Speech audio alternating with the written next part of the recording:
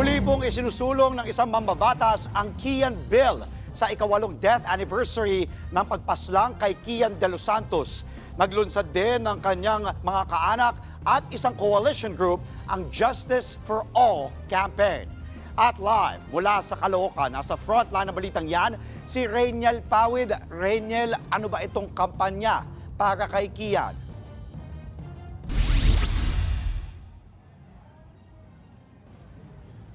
Andre, ang Justice for All campaign nga ay isang kampanya para mapanagot ang sinumang nasa likod ng kaliwat kanang pamamaslang noong karumal-dumal na war on drugs o Oplan Tokhang sa ilalim ng administrasyon ni dating Pangulong Rodrigo Duterte. Sabi nila, si Kian ay isang mukha lamang ng isang madugong extrajudicial killings sa bansa.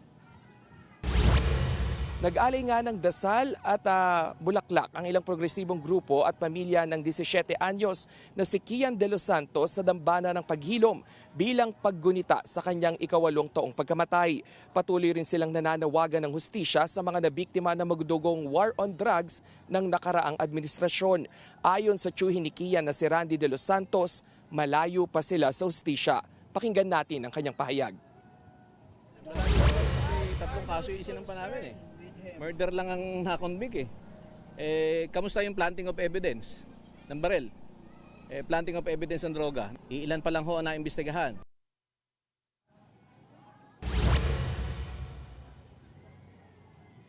Kasabay rin ng death anniversary ni Kian, muling isinulong ng grupong akbayan ang Kian Bill. Layo ng panukala na tuldukan ng anumang uri ng police violence kabilang na ang pagtugis sa mga sangkot sa droga. Hangad din ng grupo na muling maging miyembro ng International Criminal Court ang Pilipinas. Sa ganitong sisteraw, mabilis umanong mapanagot ang nasa likod ng malakihang pagpatay sa bansa. Matatandaang nakadetain si dating Pangulong Rodrigo Duterte sa Hague, the Netherlands para sa kasong crime against humanity dahil sa war on drugs sa ilalim ng kanyang administrasyon.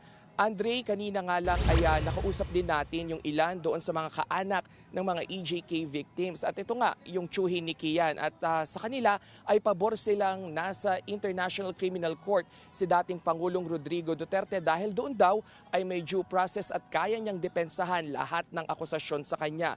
At ngayong hapon din dito nga sa may Caloocan, no, sa may cemetery dito sa Laloma, nagpatunog ng 43 times dito nga sa isang gong. Tinawag nila itong Gong for Digong. Ito ay sumisimbolo sa 43 EJK cases na inihain laban sa dating Pangulo. Andre. Nagulat mula sa Caloocan, maraming salamat, Rainiel Pawid. Mga kapatid, Andre Felix po, iba na ang may alam at may pakialam sa panahon ngayon. Para po sa tuloy-tuloy na balitaan sa Frontline kahit weekend, mag-follow at mag-subscribe na sa social media pages ng News 5.